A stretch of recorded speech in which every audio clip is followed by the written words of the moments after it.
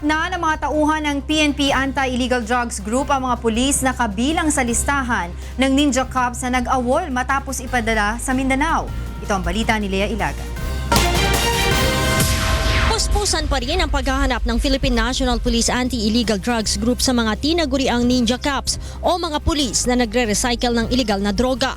Ito ay kahit wala pang inilabas na 2 million pesos reward si Pangulong Rodrigo Duterte para sa sinumang makahuhuli at makapagtuturo sa mga ito. The AIDG left no stones unturned talaga, even without the supposedly 2 million reward. Talaga namang we are doing our job. Kabilang sa mga nilolocate ngayon ng PNP AIDG ay ang 13 pulis mula sa National Capital Region Police Office, partikular sa QCPD, na inilipat sa Mindanao simula noong Hulyo.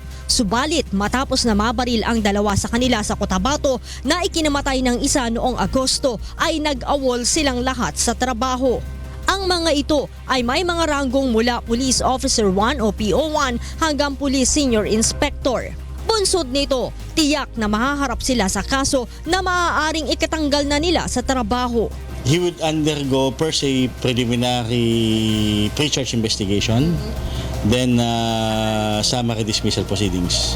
Ang Ninja Cops ay matagal na nag-ooperate sa Metro Manila at kaya't namamayagpag ay dahil may kapit umano sa matataas na opisyal ng Philippine National Police. Bukod sa pagre-recycle ng droga, trabaho din ng mga ito ang tinatawag na tutok kalawit, hulidap at bangketa o yung paglalaglag ng kaso. Lea Ilagan, UNTV News and Rescue, Camp Crame.